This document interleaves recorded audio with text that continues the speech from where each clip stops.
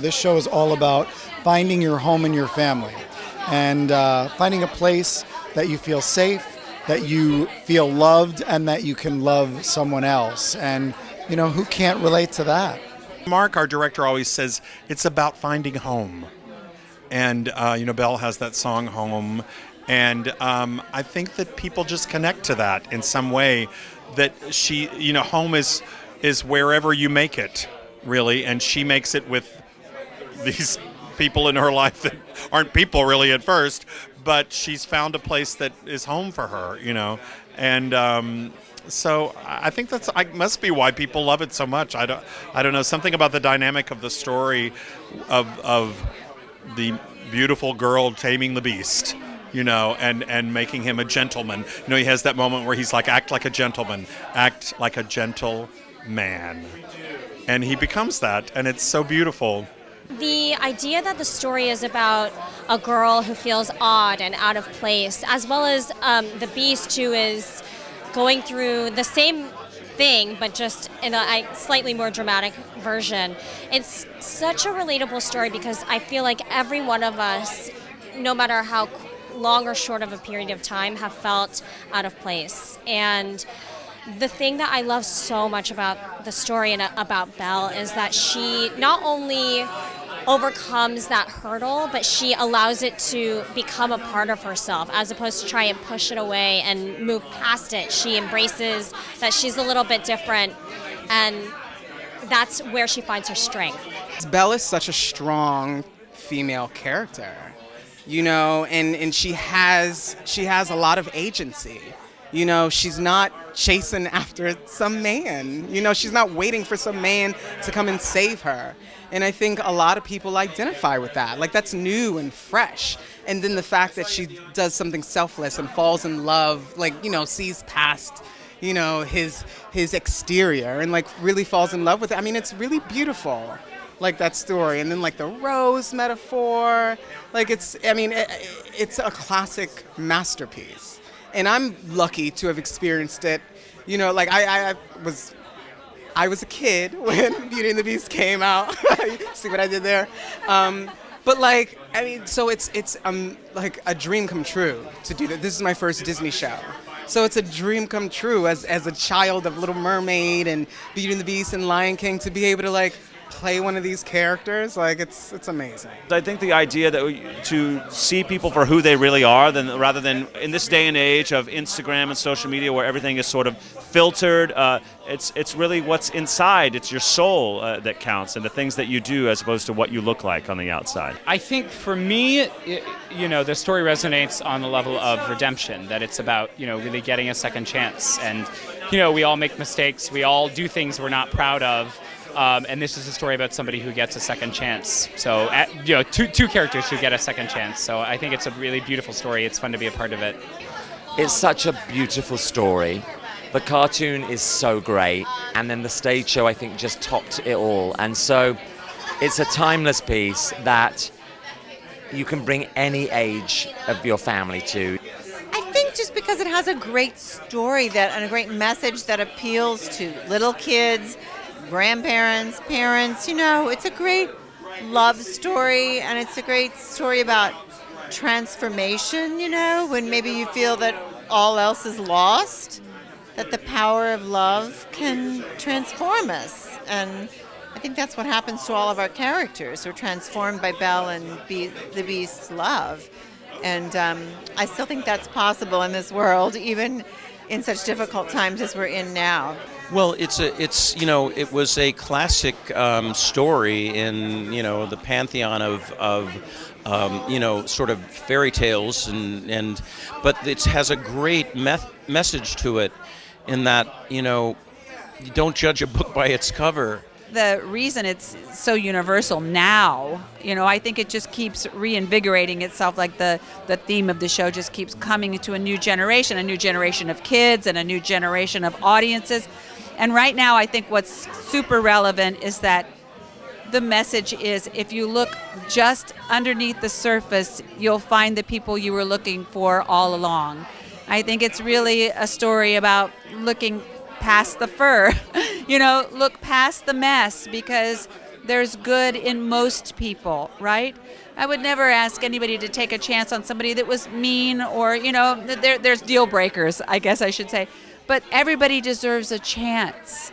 And sometimes that works out. And I think that's an incredibly important message for the way our world's kind of running right now. You know what I mean? Knowing how to negotiate the spacing to accommodate huge costumes that are about 3 to 4 feet width-wise and about maybe 2 feet in depth. So figuring out and configuring how is this going to work when I have to have dancers go through these enchanted objects? How am I going to make the enchanted objects move? I have stair units.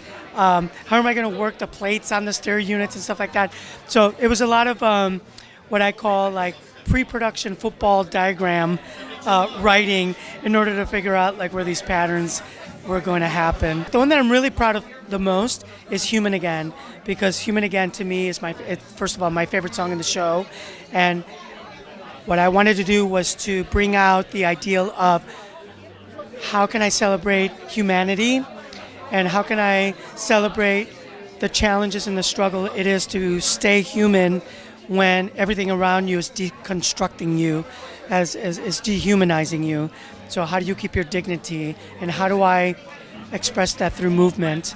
And so for me, I found a channel in which I could express that through movement. What did you do to bring your character to life? Well, you know what? I remember from when I saw the original production that I was so moved by the fact that these humans were trapped inside of inanimate objects. And that's something that I hadn't thought about when I saw the animated feature, just because everything's animated and you don't think of the power of that so much until you see actual human beings inside those costumes. So I came into this hoping to kind of bring that same humanity to this production, which I hope we did, but I tried to work on making him a human inside the inanimate object, that I'm not really a clock, I'm a head of household, I'm a major domo of the house. So I just happen to be confined by this clock that's growing on me, But I think of myself as a person, not an inanimate object.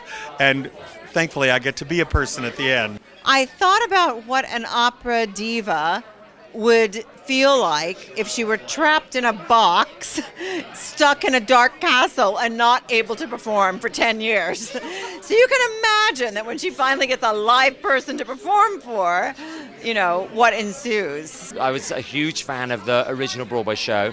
Gary Beach played the role originally on Broadway. So just listening to him, I don't think I copied his voice.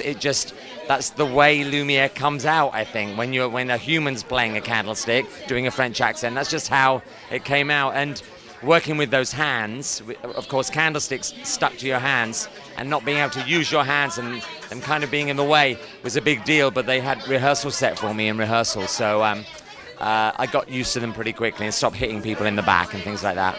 But when you have a prop like that, it's so nice because it so enhances what you're doing. And I like to look in the mirror and make sure my angles and my profile looks good when you've got two great big candelabras stuck to your hands. Our director, Mark Hoebee, he was really interested in this idea that the beast, as well as the enchanted objects, were becoming more beastly and more like objects throughout the course of the story.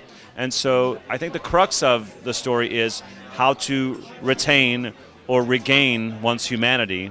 And he learns that when he